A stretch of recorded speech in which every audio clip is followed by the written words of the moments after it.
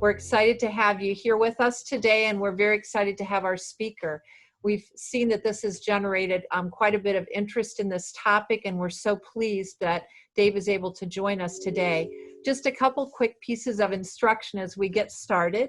We'd ask that any questions you have, please use the chat function at the bottom to submit your questions, and then at the end of the program, we will have, Emily will handle those with Dave and share those questions with him. That way, if we have similar questions, she'll help to put them together and provide those to Dave so he can answer those questions for you. We're so excited that you're here, and we're so excited to for the work that each of you are doing as we help to support our community in recovering from the flood, the dam failures, and the resulting flooding. And we're excited with the great work of the long-term recovery group and so many individuals and organizations in this community and all that they're doing.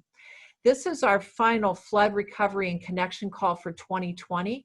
We'll be resuming these in 2021, and we will get information out. So again, if you are interested, you can join us for any of these topics. I'll mention that our past calls, we are recording this call, and we are posting these on reliefmidland.com or .org. So reliefmidland.org, you can get this recording when it is posted, and any of our past calls. You're welcome to enjoy looking at those and learning about various facets of our recovery. Meanwhile, let me share with you about our speaker today. He's going to be looking at some important topics around erosion, damage repair, debris removal, and dam stabilization in wake of the May 19th, 2020 flood and dam breaches.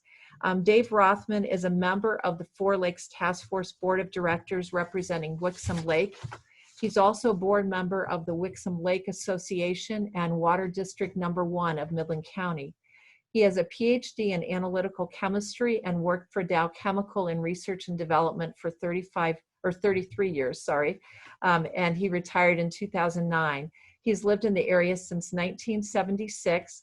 We're very pleased that Dave Rothman is joining us today and presenting this information. So welcome, Dave. Thanks for being with us. Well, thank you, Sharon. And now I'm going to venture into sharing a presentation with Zoom, which I'm told I know how to do.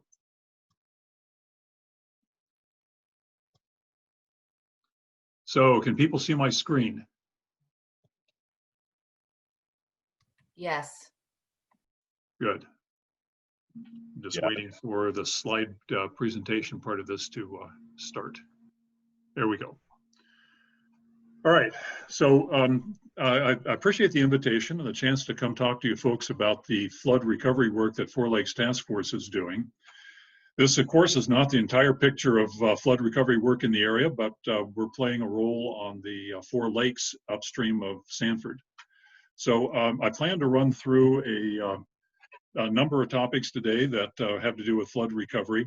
Before I start, I just want to make sure everyone understands there are two Daves in the Four Lakes Task Force. There's Dave Kepler, who's our president, and I'm the other Dave. So today you're getting a presentation from other Dave. The topics we're going to cover include flood debris removal, erosion damage, dam stabilization. If time permits, I'll talk a little bit about flood studies that are underway, and then I've been asked to leave time at the end for question and answer. So I will try to monitor my time and give you plenty of time to ask questions at the end, and I'll do my best to answer those. I know that many of you are familiar with the situation here. For any who aren't, I just thought I'd spend a few minutes going over an overview of what got us to the point of being involved in flood recovery. We got 4 dams and lakes on the Tittabawassee River system. 3 of them, Secord, Smallwood, and Sanford, are currently licensed by the Federal Energy Regulatory Commission to produce hydroelectric power. The Edenville Dam, which forms Wixom Lake, had a Federal Energy Commission license to generate hydroelectric. That was revoked a little over 2 years ago. When that happened, Boyce Hydro, who is the owner of all 4 of those dams, lost over 50% of their revenue. The Four Lakes Task Force saw this coming, and we began to put task force activities together almost a year in advance of the license revocation. we knew that the license revocation and the loss of that revenue was going to eventually cascade down into Boyce being unable to financially sustain his operations, and in fact that has happened. The shorelines around these lakes are heavily developed. We've got over 6,500 waterfront parcels that we've identified that are on what we call either some kind of water that's created by the dams, some kind of waterfront, and then almost 2,000 parcels of land where the property owners have some kind of a private lake access, either an easement or a right-of-way, but they don't have any direct water frontage. There are many other properties that that are around the lakes but do not have any private lake access. They have the same access that a citizen living in the county would have. I only mention those three groups because they're going to become important here in a minute. In 2019, the Four Lakes Task Force petitioned the courts in Glavin and Midland County for lake level orders under Part 307 of the Natural Resources and Environmental Protection Act of the state of Michigan. We received that order in May of last year. The order gave us, among other things, the ability to create a special assessment district to help pay for future operations of the dams and repairs to the dams around all four lakes.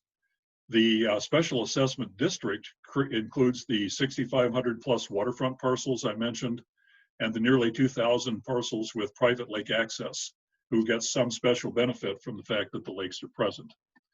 So that is in place. It is a tool, the only tool under state of Michigan law that allows us to actually regulate the level of water in a lake.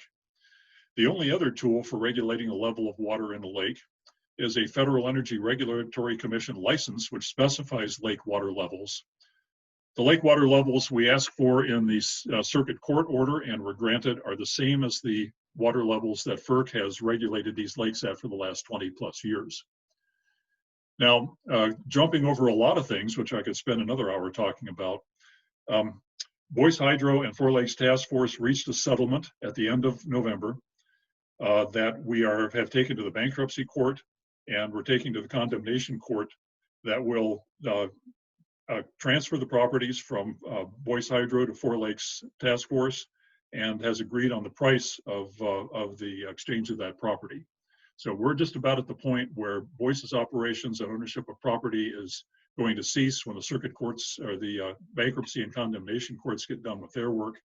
We're very near the goal line of actually having possession of these lakes and dams, and that possession will actually be under the county, with the task force serving as a designated authority to repair and operate the dams.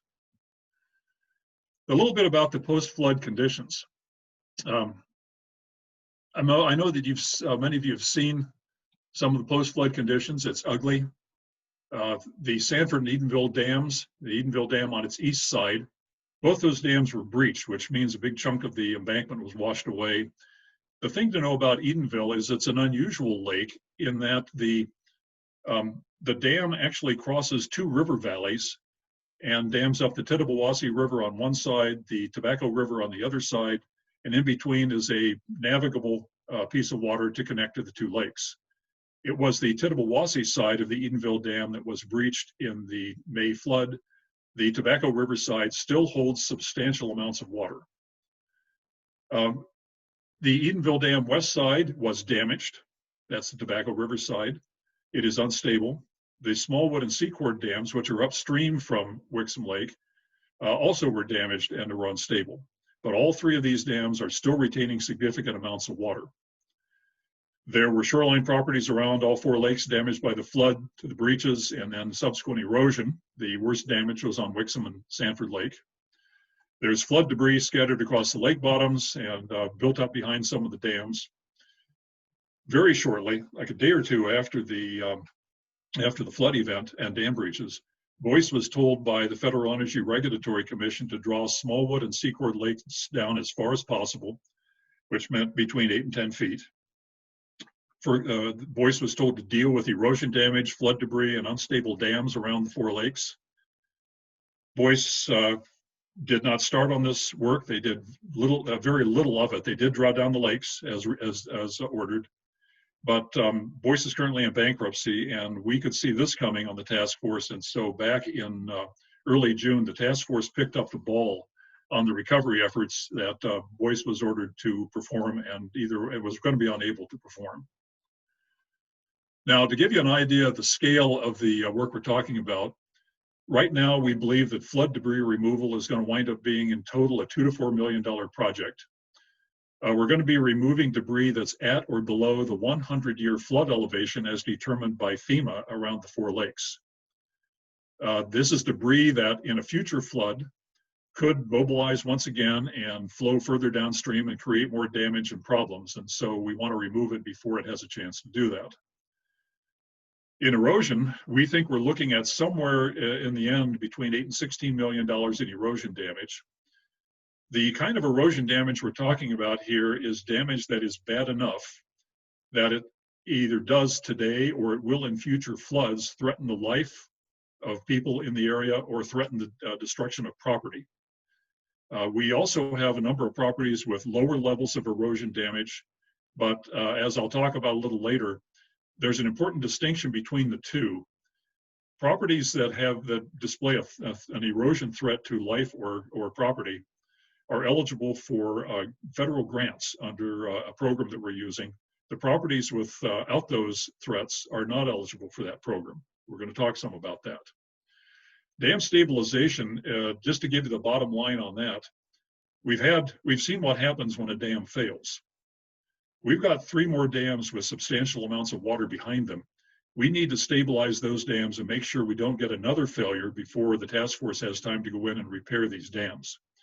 We've got winter coming. Following that will be the spring runoff. The spring runoff is when these problems are more likely to happen, but as we can see, they can happen when the spring runoff is finished. That's what happened in May. So we want to make sure that we are preventing any damage or any danger to properties downstream.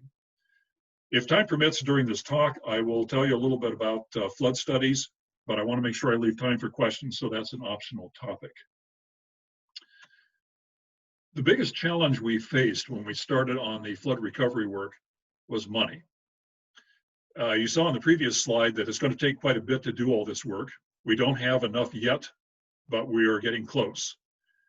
We approached several federal agencies, FEMA, which had no interest in rebuilding the dams because they were privately owned at the time of the failure, and that determination stays with the dams forever. Small Business Administration, well, stays with the dams until the next failure, which we hope we never see. Small Business Administration makes disaster assistance loans that were relevant in this case, but they weren't helpful to the 4 Lakes Task Force. We approached the Army Corps of Engineers about rebuilding the dams. They declined to do that, and I can talk more about that later. And the U.S. Department of Agriculture. We also approached the state of Michigan for some appropriations to help us get started, to keep our effort working. And they have helped us, and they are continuing to help us at the state of Michigan level. The USDA, we found, had a program under the Natural Resources Conservation Service, which is one of the branches of USDA. It's called the Emergency Watershed Protection Program, and it will pay 75% of the costs after a disaster like we had for repairs to eligible properties for erosion damage, debris removal, and dam stabilization. This is a good program. It has the same kind of cost matching requirements that FEMA repairs have, but the paperwork burden in the Natural Resource Conservation Service programs is lower. And we got getting a lot of good field help from engineers that NRCS has brought in to do inspections. State of Michigan gave us a $2.5 million grant that will help pay the other 25% on these NRCS programs. It's not enough to cover all of it, but it's certainly going to let us start some very important and urgent work. So I want to talk first of all about the first project we got to do under this NRCS program, and that's the removal of debris from the Sanford Dam. That's an ugly mess, isn't it? This picture was taken about the time that we began the debris removal process. You're looking at a part of the debris field that was upstream of the dam. This is all lodged up against the spillway gates. The water there is between 5 and 10 feet deep, and I can tell you that debris goes all the way to the bottom. The goal was to remove all of this, so that when we get future floods, when we reflood the lakes, we don't have this debris causing problems either at the dam or by flowing downstream and causing problems there. So this was one of the types of projects that NRCS supports. We received the money to do this in the fall. Excuse me, the telemarketers aren't leaving me alone. We received money to do this. We started the project on October 19th and finished November 6th. Fisher was the contractor doing the removal work. They brought in the equipment, staged it for the work. They pulled out 57,000 cubic feet of debris. And it was a real interesting collection of debris because there were trees, as you saw. Probably 90% of the debris was trees. But we had propane tanks and power boats and kayaks and docks and even an entire golf cart with 6 batteries in it down at the bottom of the pile. And there were hazardous materials and pesticides and paint thinner and just about anything you can imagine that would have been out along the lake shore below the crest of the flood. Some of that stuff wound up washing down and jamming up behind the Sanford Dam. There are debris jams above some of the other dams, nowhere near the extent of this one. And the reason for this is that the failure of the embankment on the Edenville Dam sent a huge surge of water down Sanford Lake, and that carried more material away with it than we saw just from flood damage on the other 3 lakes. So we had a team of volunteers that worked on this very hard. The one thing they did in working with Fisher was to separate out the personal property that might be identifiable from all the debris that was being pulled out of that pile. The personal property was collected in a controlled area, and the owners were contacted either by descriptions of the items on the Four Lakes Task Force website, or in the case of things that had vehicle identification numbers or hull identification numbers, so they were registered with the state of Michigan. We had the state police track those people down to find out if they wanted to have their property returned. About 1/3 of the items we pulled out of the lake were returned to the original owners, and some were glad to have it. Items that were usable but were not claimed by the owners were donated to charity or in some cases set off to the landfill. We had a number of propane tanks, all containing propane. We gave those to the Stanford LP Gas Company for proper emptying, handling, inspection, and testing to see if they were still functional. It'll give you an idea of how sturdy propane tanks are to know that none of them were dented or damaged, and it appeared that they were all in good shape and all retaining propane, so that was good. The hazardous materials were all collected and properly disposed of. We had some scrap aluminum, and I think most of you know what a pontoon boat is. If you think about the pontoons, that's an aluminum tube that's between 16 and 26 feet long. It's about 2 feet in diameter, and it's built out of aluminum. It's hollow inside to float the boat. Well, we had a lot of pontoon boats washed down down Sanford Lake by the flood. When they hit the US 10 overpass, it didn't go well for the pontoon boat. And so we got some pontoon boats down at the dam, but we got a lot of pontoons that were the wreckage left over from other boats.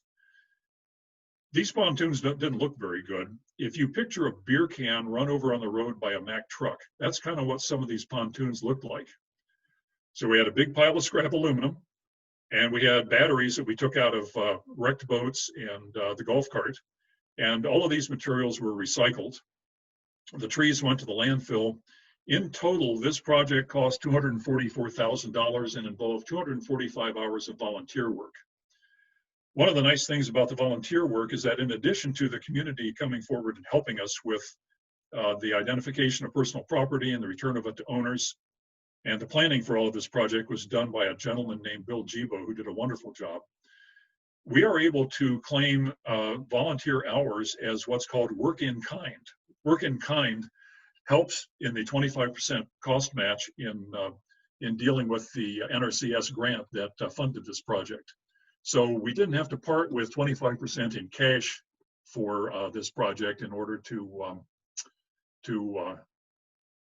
pay off our share. We were able to count the volunteer hours towards some of that.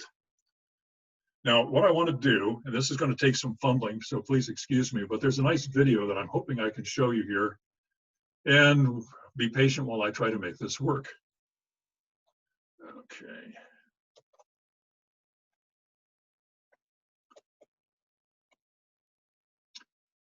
and it's not working. So we're going to skip this. This video, I believe, is posted online at the Four Lakes Task Force website. It is a time-lapse video showing the excavators and barges that were down in the lake, pulling out all of this junk, taking it away from the dam, and hauling it off to its eventual fate. In the end, the water here upstream of the dam itself is now completely free of debris. It's clean and clear, and we got a wonderful result out of this project. So that's debris removal at the Sanford Dam. We are not, by any stretch of the imagination, done at Sanford. What you're looking at here is the center of the dam, which is an earth embankment that contained a concrete cap that was originally intended to be an emergency relief spillway in case a flood came along. Well, a flood came along and it completely destroyed the concrete cap. You can see a chunk of it laying there at an angle. Washed out a substantial part of this embankment. This embankment's probably 10 feet lower than it used to be.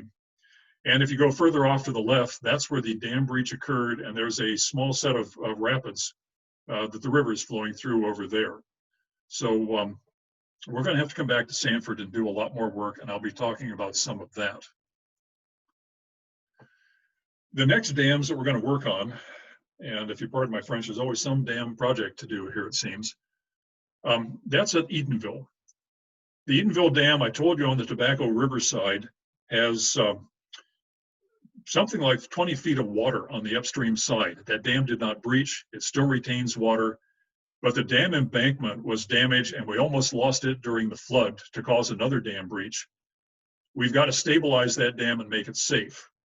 Four Lakes Task Force could not enter the property because it was owned by Boyce and we didn't have permission.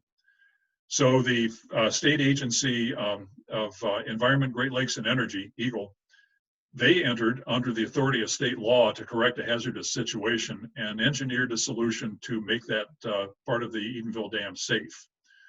The solution involves demolishing the concrete spillway so that they can lower the water level on that side of the lake by 10 to 15 feet. That's got an estimated cost of $2.5 million. It's eligible for an NRCS grant. Four Lakes Task Force is sponsoring the grant, and we have to come up with the 25% to pay the matching funds, which will either come from our current funds or from state of Michigan. I'm not quite sure where the money is going to come from, but this project it's underway. Fisher Contracting is going to be doing this work. The project is starting now and is expected to run into the middle of February. So this will be a project over the winter. It will be done in parallel with another project that MDOT is doing to rebuild the dam that crosses Wixom Lake near Stryker's Marina. Both those projects are underway. Both of them are expected to finish in the middle of February. That will be the last last bridge repair that needs to be done as a result of this flood in either Gladwin or Midland County. We're just hoping that people stay out of the way of the construction crews from MDOT and EGLE while this project's going on. And we've got some information about that on the Four Lakes Task Force website. Secord and Smallwood projects, we are going to be doing work up there ourselves. Four Lakes Task Force was able to get eventually access to the project. We had engineer inspection teams in. We put together engineering plans for repairing the flood damage to each of these dams and to stabilize them for winter operations. Now, this is important because these dams both hold back between 20 to 30 feet of water.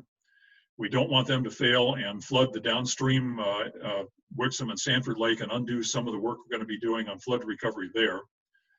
We have an estimated cost of about $1 million per dam, and at least part of this is going to be eligible for NRCS grants, but we haven't finalized the planning around the financial part of this yet. So all I can say is it's going to cost $2 million and be partially eligible.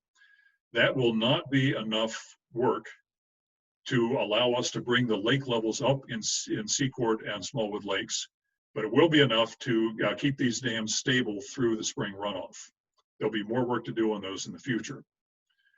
At Eatonville, on the Tittabawassee River side, we're going to have to prepare the powerhouse for winter operations, but most of the work on the Tittabawassee side of the Eatonville Dam will be done spring of next year.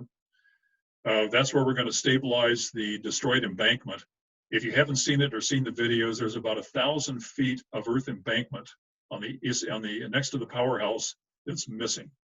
And that's what the river, what the lake emptied through.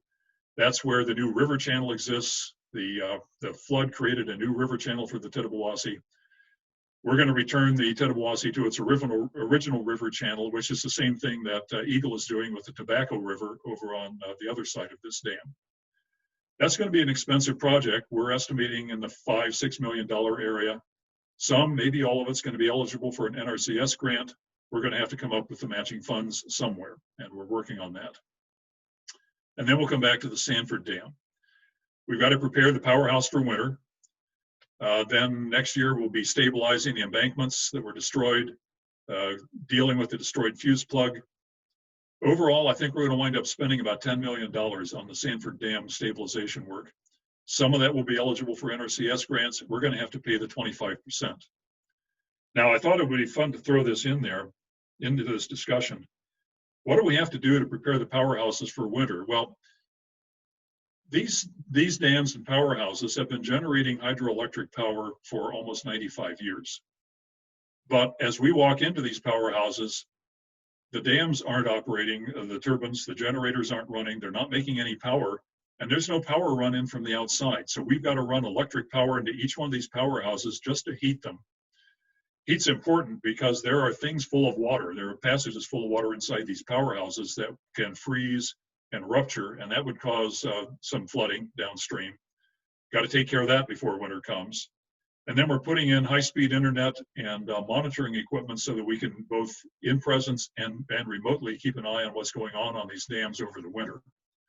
But winterization really means preventing the powerhouses from freezing up and making it possible for us to monitor activity there and the condition of the lake levels and the condition of the dam itself remotely.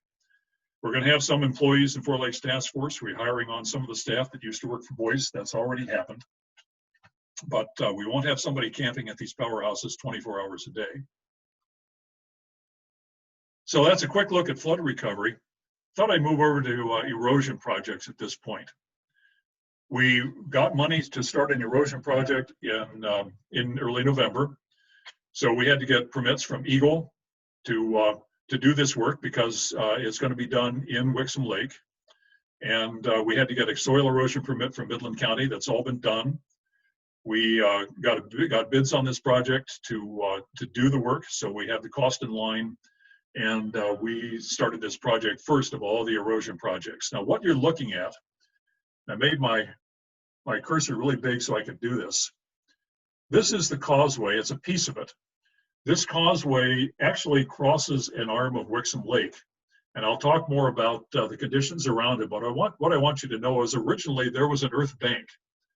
And this 5-foot culvert that you see, 5-foot diameter culvert, was buried in that earth bank. There's a 5-foot high, 5'6" guy standing up above it, just to give you an idea of scale. When the flood was at its peak on Wixom Lake, where this property exists, that fellow standing on the causeway would have been up to his chin in water. When the dam ruptured down at Edenville, all of the water in Wixom Lake on the Tittabawassee side drained out in about an hour. That created a tremendous current, and all of the water that was 5 feet high over the causeway upstream of this site drained out quickly over the causeway and scoured away the earth embankments down on the downstream side of the causeway. That made it unstable. And the picture you see on the right here, this crack is the pavement on the road gradually falling into the bottom of Wixom Lake. We closed the causeway. We put barricades at both ends of it. We put up signs saying, "Caution, stay out." It's a private road. We put up no trespassing signs. That didn't stop people. We had so much traffic out there, we finally started putting up a collection box for donations, and we actually got donations from the spectators. But we had hundreds of people coming out there. They were driving golf carts and bikes across the causeway. One fellow drove a full-size Buick across, straddling the crack. I thought that was particularly bold. But at any rate, our job was to repair this mess because that causeway is 140 feet long. It is the only road that serves 22 homes in our subdivision. The flood washed away the causeway banks on the 19th of May. We closed the causeway on May the 20th. After the floodwater subsided, we found that water was seeping through the causeway, what remained of the causeway bank, and that was coming from the upstream side where there's still water all the way up to the bottom of the culvert. So we knew that that was going to cause that causeway to collapse if it wasn't repaired before spring. This is an example of a project where erosion created a threat to life, because we had 22 homes. People were able to access their homes through a 2-track road in the woods over private property. But getting fire, ambulance, police, emergency equipment back there if there was ever a problem was going to be next to impossible. And so this project qualified for an NRCS grant because of a threat to life, and that was due to the inaccessibility to emergency equipment. We got our grants. We began repairs on November 23rd. That's Monday last week. The repairs are underway right now, and I go up there on a daily basis and check. Gerace is doing the work. They're rebuilding the downstream embankments.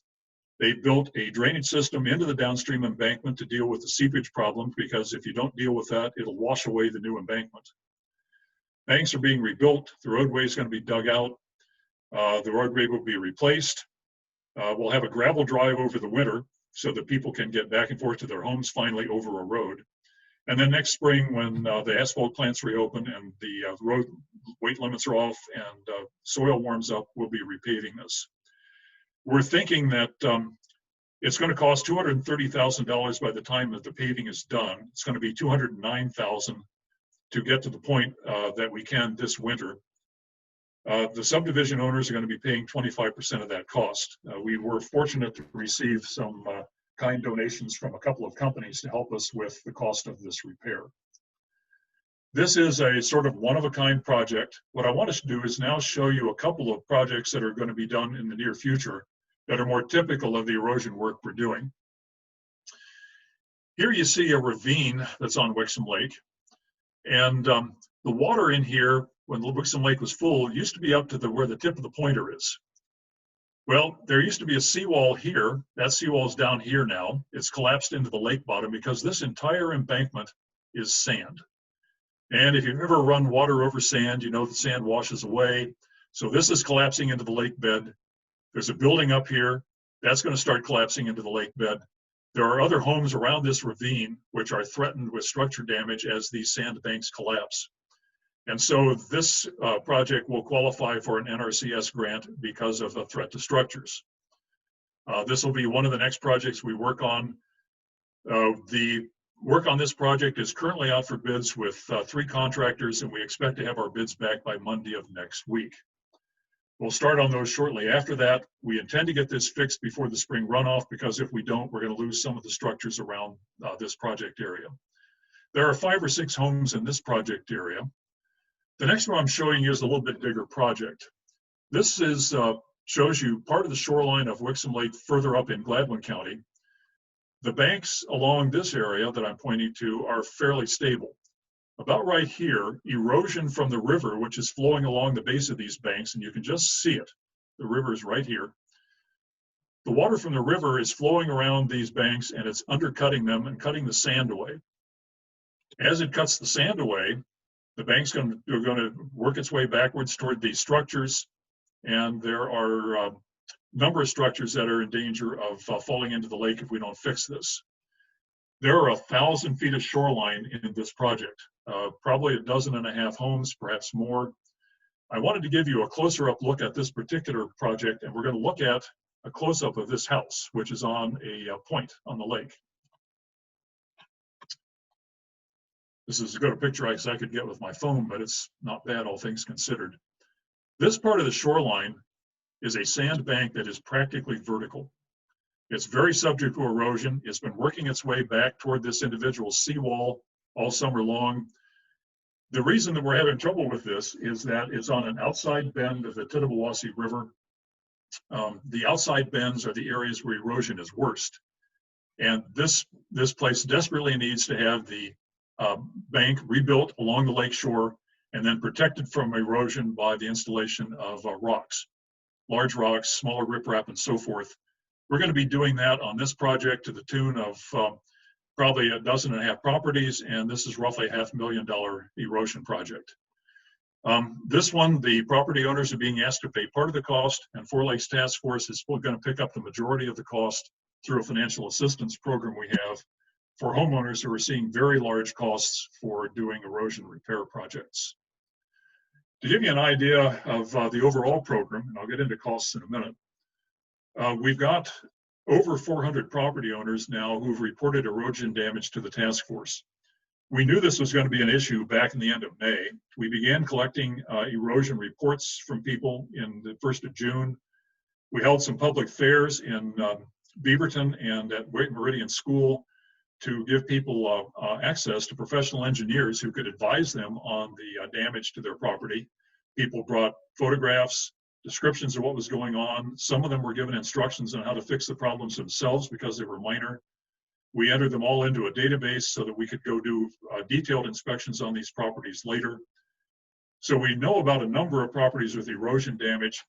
Because the water has not yet been fully drawn down on the Tobacco River side of Wixom Lake, we have not seen the full impact of erosion over there. So that's what we know at the moment. We expect the number of eroded property reports to continue to rise. It is still rising. So we're not done getting reports. But what we found so far is we've got 120 properties that have qualified for NRCS grants. That's going to be divided up into between 25 and 40 projects, depending on how we do it. The typical shoreline erosion projects are on the outside of river bends. We do have a number of culverts that are from the Road Commission that flow across land and eventually used to empty into the lake. Now they empty onto a lake shore, and the flow from those culverts is eroding away the lake shore. So we're going to deal with those culvert projects as well. We're looking at right now a total repair cost on the order of $5 million for the projects we know about. We've had to make estimates on some of these because, as I say, we've only had a formal bid on one project so far. The rest of our estimate is all based on what we call planning level estimates from an engineering company that's doing this work for us. That's Spicer Engineering over in Saginaw, Michigan. When we look at the 25% cost share on these properties, the individual property owners can see a bill for as little as $600 and as much as $50,000 on some of these properties. Now, when we started this program, the Four Lakes Task Force had no money to put into an erosion repair program, so this was all going to fall on the property owners. You can imagine if you're a property owner told you're going to have to pay $50,000 to save your house from falling into the lake, you're not going to have a good reaction to that, and we didn't. But we have contacted the state of Michigan, we picked up money, and we're going to be covering the majority of the costs that exceed $5,000 on all of these properties with highly expensive property repairs. So our goal is to limit the upside of cost risk to people along these properties, and that has helped us in getting people to work with us on agreeing to go forward with erosion repairs. So the state of Michigan money will be used. We are using it cautiously at this point because we don't know yet what the total cost of erosion damage repair is going to be. We do know that with the estimates we have now, we have enough money to deal with current properties with the financial assistance we plan to give. We do know that we have money to absorb more property damage when the Tobacco River is drained. And we're going to put some money into a do-it-yourself program for people who didn't qualify, whose property didn't qualify for an erosion repair grant, but who want to do repairs to the lake bottom in front of their property. We've got engineers from NRCS who are willing to help give them some help and instruction. We've got volunteers from the task force who've been instructed and have actually done some projects. We're going to create a place where people who have erosion damage can get repair materials at a discounted price that Four Lakes Task Force will underwrite. And we're going to provide plans for people to deal with their properties. So this is a project that will probably really get going next spring. It would be nice to start it now, except who wants to go out and dig in the lake bottom when you've got freezing temperatures coming? So this is coming. It's a planned project. The cost of this will be small compared to the overall cost of these erosion repairs, which, like I say, some of them are incredibly expensive. So that's the quick story on erosion repairs. I see I still got a little bit of time here. Flood debris on the lake bottoms is the next thing I want to talk about briefly. The floods and the dam breaches spread flood debris across the bottoms of all 4 lakes. The worst of it is on Sanford and Wixom because those 2 lakes have the most exposed lake bottom. Sanford has all the debris that happened when the Edenville Dam breached and washed away an entire forest downstream of the Edenville Dam. So when you look around the lake bottoms, there's trees, firewood, decks, building materials, all kinds of wood on the lake bottom. There's lawn furniture. I've seen a garden gnome. There's all kinds of trash. Anything that was below the high water mark of the flood surge wound up in the lake somewhere. And some of it went down to the Sanford Dam, and some of it's still scattered along the lake bottom. There's a volunteer group around Sanford Lake that pulled 200 pontoon boats out of the lake over the summer. There are still more in the lake bottom, more pontoon boats, more boats of other kinds. Number of boat lifts in there, which some of them look like you could use them today, and some look like an aluminum pretzel. I've seen enclosed trailers, there are propane tanks, there's anything you can imagine in the lake bottom. I found an antique Pepsi bottle. That was kind of cool, except it was broken and really didn't belong in the lake bottom. We have an NRCS team of engineers that are walking the lake bottoms from the headwaters of Secord Lake down to the Sanford Dam, cataloging the remaining debris. Some of it will get removed with volunteers. In the future, we may actually involve the National Guard in this. Our Midland County Emergency Manager is talking to them. Jennifer Boyer found them. The National Guard actually has a program where they do some readiness and preparedness training for the National Guard by doing flood debris removal projects. So we're hoping we can get that one started. Right now, we don't know what the cost of this is going to be. We're expecting it's going to be a couple of $1 million. The more of it we get done by volunteers and by the National Guard, the lower the cost that we're going to have to satisfy from other sources. But there will be NRCS grant coverage for the money for the work that needs to be done on these lake bottoms. So that's good news. By the way, I didn't mention weeds and trees. I'm going to do this briefly. These pictures are taken from my property on Wixom Lake. What you see out here is Wixom Lake bottom shortly after the flood. The river is still fairly full of water, but it's down in its channel. Water dried up in the lake, and the river really got down well to within its banks over the summer. In the months of July or June and the first half of July, if you stood on my seawall and looked at the lake, it was like you're looking at the Sahara Desert. There wasn't a single piece of vegetation in sight on the lake bottom. So it looked like the Sahara Desert with all this exposed sand, except there was this river running through it, a landscape you couldn't find in the planet if you tried. And then after that big heat wave and drought in the first half of July, we got rain in the second half, and the lake bottom just exploded with vegetation. There are millions of young cottonwood and willow trees now growing in the lake bottom. And in some places on the lake bottom, those trees from the 15th of July until the fall, those trees grew 8 feet tall. We know from talking to people who manage bird nesting habitat on the Missouri River, and they have to keep those the islands on the river clear of vegetation. We know that we don't get these lakes, control the debris, the trees growing on the lake bottom from now until the time that we refill the lakes. These trees will be 30 to 50 feet high by the time we refill the lakes, and the lakes will not be navigable. So there's a program coming on weeds and trees. This one's going to be interesting. Some of it's going to be done by mowing. Some of it will be done by pesticide spraying. We've worked with Eagle on acceptable ways to deal with this problem because it has environmental impacts.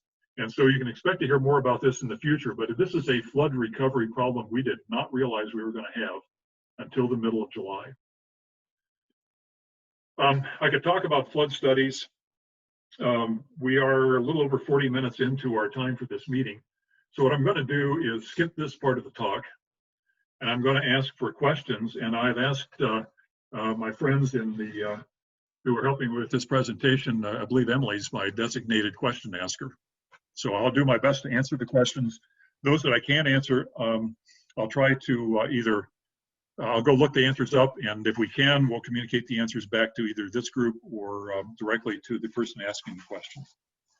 So Emily, what do you have to say? Yeah, thank you so much for this very in-depth overview of the work that you guys are doing. And I know it's only scratching the surface. So thank you so much for providing that overview. We did receive quite a few questions. And as I shared in the chat too, Dave, I can connect you personally with the individuals if we don't have time to Okay, thank you. cover them all, so that you can answer them or find someone that might be able to answer them. So one of the first questions that came in was, what about some of the dams that are still owned by Boyce Hydro? Can you tell us more about what will happen with those? We are at the end of Boyce Hydro ownership of these dams.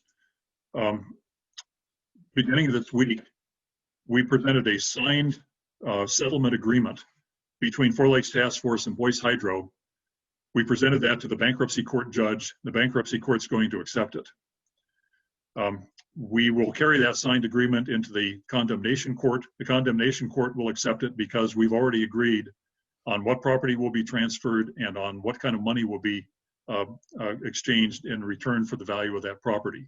So we are almost at the end of involvement with Boyce. The only real thing left to do here is that Boyce Hydro has until the end of December to remove their personal property from the property that Four Lakes is taking. And as of January 1st, we will be done. Okay, thank you. Can you tell us why the state didn't intervene earlier before the dams failed? Well, that gets outside the discussion of flood recovery. The problem we have is, I think I'm just going to pass on discussing that. I mean, this has been discussed in the past by Eagle. It's been discussed in the past by the task force. If somebody wants to have me answer that question offline, I'll be happy to do it, but I don't want to take up time with something that's been hashed over a number of times in the last 6 months. Okay. The name of the volunteer group that has helped to pull out the pontoon boats, I think, is it Justin Hartman, or I remember meeting an individual with the giant crane, but can you tell us more about the group that's helping with that? Okay, there was an individual who came up from Florida and was pulling individual boats out of the lake with a crane, and I believe you got the right name for him. There are a group of individuals who live around Sanford Lake who work with the Jerome Township Supervisor, Mike Wood, on pulling other boats out of the lake. They've been doing this work all summer long. That's dangerous work, to tell you the truth. If there were orders issued by the Midland and Gladwin County Sheriff's Office in June to stay off the lake bottoms, and there's a good reason for that. There are places in the lake bottom where people who ignored those orders wound up sinking up to their armpits in mud and required emergency workers to come out and pull them out. This group of people understood the lake bottom. They used their personal equipment, trucks, ATVs, winches, and so forth, to pull additional debris out of the lake. I have not met these people, but I plan to meet them at Mike Wood's invitation when we start the next phase of debris removal. So this is a group in addition to the gentleman who came up from Florida and gave us so much help to people around Sanford Lake and Wixom Lake. Okay. Yeah, I'll probably share the name of the individual that asked for their information. I'm assuming they're interested in connecting with them too. We did have quite a few questions about the lake level and pretty specific questions about the 307 lake level and Bill 1080. Can you maybe share a little bit of an overview on that and what that looks like? Yeah, I'll talk about the Part 307 first. Part 307 is a part of Michigan law that allows the establishment of a legal lake level if there's no other way to control the lake level. It's used by hundreds of lakes around the state of Michigan, typically lakes that are reservoirs created by dams. That law was passed back early in the 20th century and has been revised a few times, but it's actually been fairly inactive in the last 20 or 30 years until we came along and saw a reason to apply it once again on the four lakes. The problem we had was that if Boyce Hydro lost its federal licenses, which specified the level of water that had to be maintained in the lakes, there was no other specification or means of control of water in the water levels in the lakes. The typical way to deal with that is to get a Part 307 lake level order in place. We got it in place for all 4 lakes. For the lakes that had federal licenses, the FERC orders took precedence over the lake level order from the state of Michigan. But when we lost the, when we finally had the Edenville Dam lost its license, it's good that we were working on the lake level order process, because within 6 months we had a lake level order in place for Wixom Lake, and that lake is covered. The other lakes are covered in case they lose their federal licenses, and it's entirely possible that they will. So the lake level order is there to do 2 things, 3 things really that are important: to specify the levels at which water will be maintained in the lakes, and in this case it's going to be the same as it was under the federal license. 1 level in the winter, in the summer, a level about 3 feet lower in the winter, and a variation of about 8.5 inches around those levels during the 2 seasons. The second thing it does is it defines who is going to be the authority working under the direction of the counties to actually operate and maintain and repair the dams. And that was where the 4 Lakes Task Force received the position of delegated authority from the counties under the authority of the Part 307 lake level order. The third thing it does is it creates a special assessment district, which is the group of properties that are benefiting from the existence of the lakes created by the dams, and allows for the use of these special assessments to fund the continuing operation, repair, and maintenance of these dams with money from the properties that are benefiting from the existence of the lake.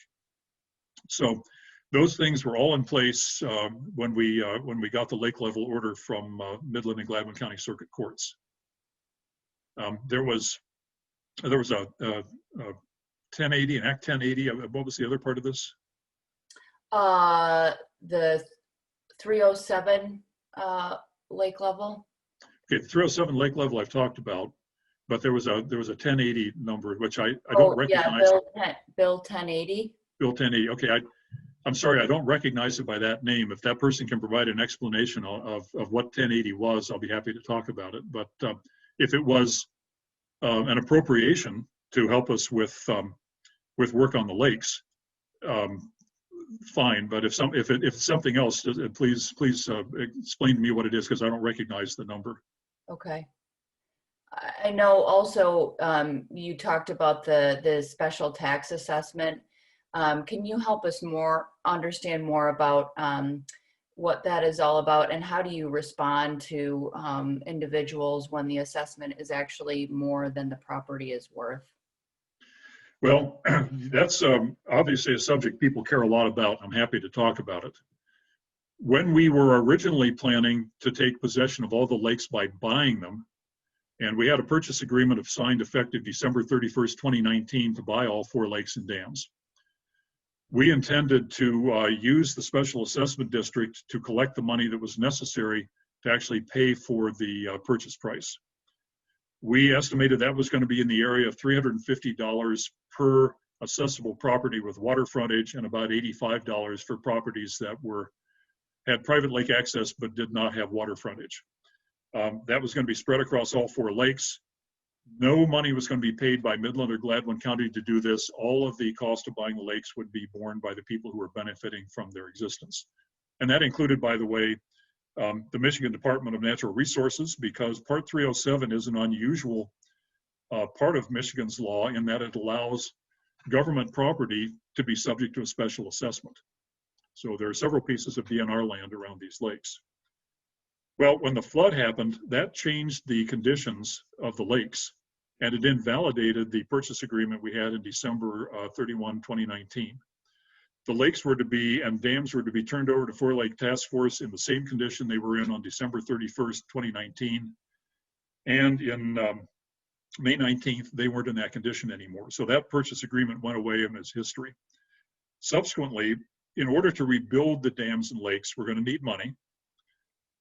We are getting money in this recovery phase from federal agencies and state agencies. We have not assessed anyone around the lakes for any of this. We are taking donations from people, and I know that your foundation is one of those who've donated money to us, one of many. We know that eventually it's going to cost hundreds of millions to rebuild all 4 of these lakes and make them safe again, so that they're not only providing the recreational benefit and property owner benefit to people who live around the lakes, but we are building them in a way that protects the people downstream from another one of these disastrous floods. The standards for rebuilding dams in the last 95 years have changed a lot, and these will be rebuilt to modern standards because there's really no other right way to do it, and I doubt we'd be permitted to rebuild it any other way. The assessment, if it is entirely borne by people around the 4 lakes, is going to be steep.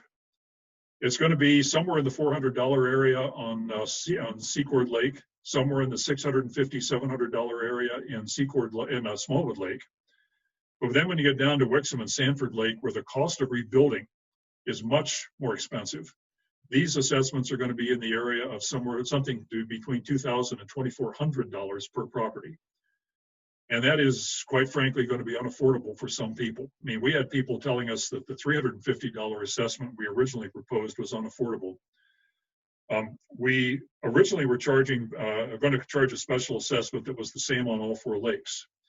We're now going to put the rebuilding cost for a given lake on the property owners around that lake and not spread it to the other 3 lakes. So that's one of the reasons there's a difference from lake to lake. But we recognize the affordability problem.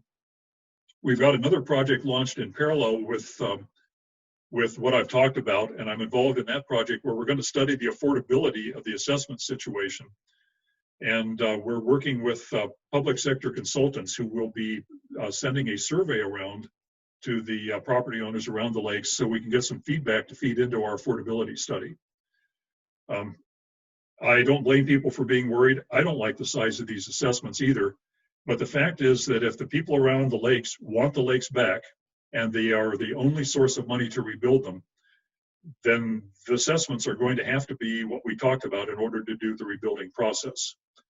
Given what we know about cost today, and what we have today is what's called a planning level cost estimate, which is very imprecise, but at least gives us a rough idea of how big the problem is.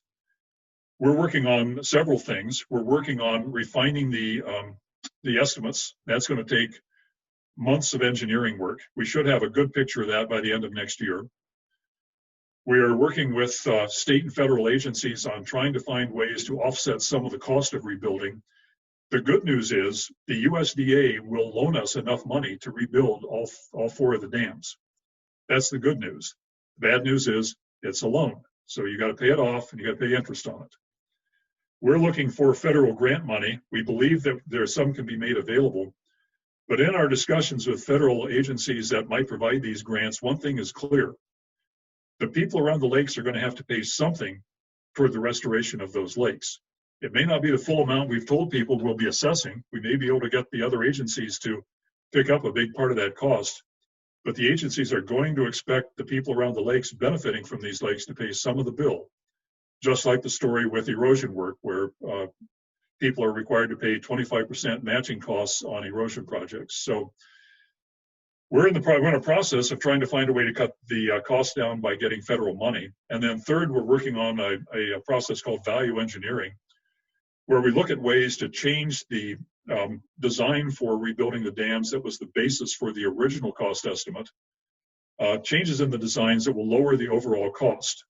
And I know several people working on different parts of this.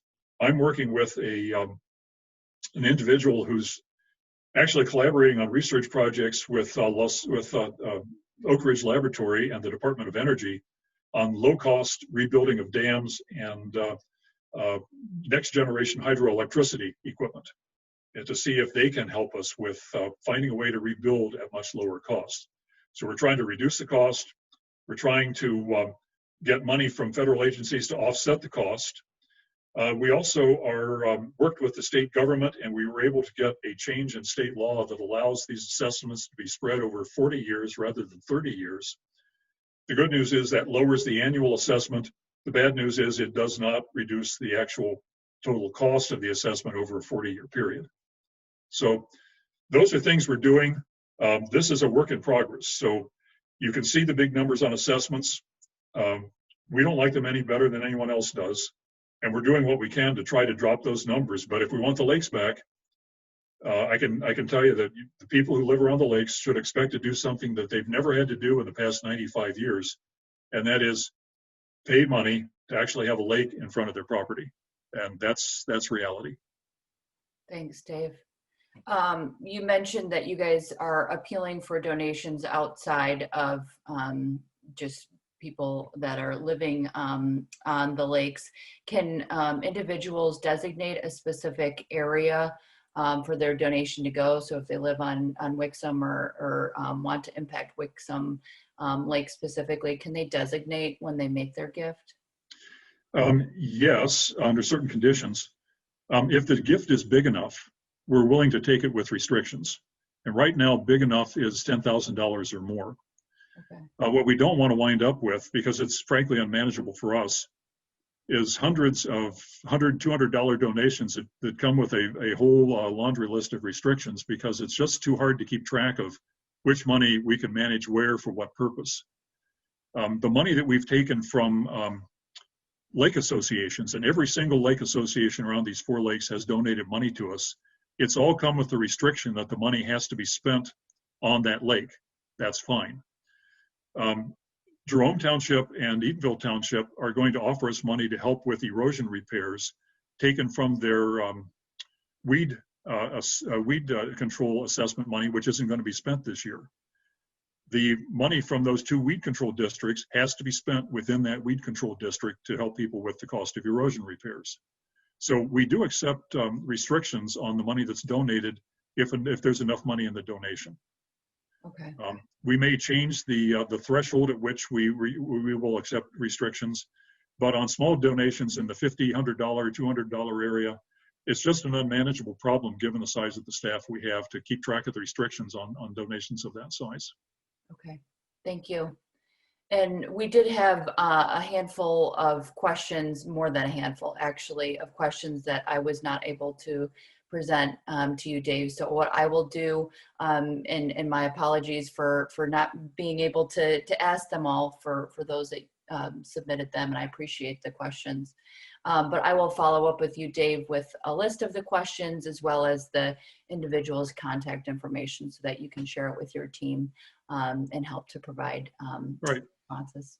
Well, thank you, Emily, and I want to thank you, Sharon, for inviting me to come give this talk. I think it's the more we can communicate with people in the community, perhaps the better people will understand and realize the situation we're in today is an important one. We've got federal support for rebuilding these lakes. We got state support for rebuilding the lakes. We've got money to see us over through the period of time when we're coming up with designs and applying for permits to rebuild the lakes. But we're going to need a lot more money, and we're going to need community support to get this done. And this is the time when we need to have the community informed and behind the effort if the community wants the lakes back. So I appreciate this opportunity to share some of what we're doing with you, and who knows, we may be talking again one of these days. That's what I was just thinking. I think that, you know, you obviously just covered just a glimpse of the work that is going on. And so we appreciate the time that you've given to us today and look forward to connecting again. And we will continue these flood connections calls into 2021. We plan on offering them a couple of times a month. So we will communicate out to the public. And definitely we'll welcome the 4 Lakes Task Force back to have another topical presentation and discussion. And just thank you for your time, and thank you for everyone that participated and joined in today. And we hope you all had a good Thanksgiving, and we look forward to hopefully having some happy holidays ahead. So thanks for your time, and have a great day, everyone. Okay, happy holidays, everybody.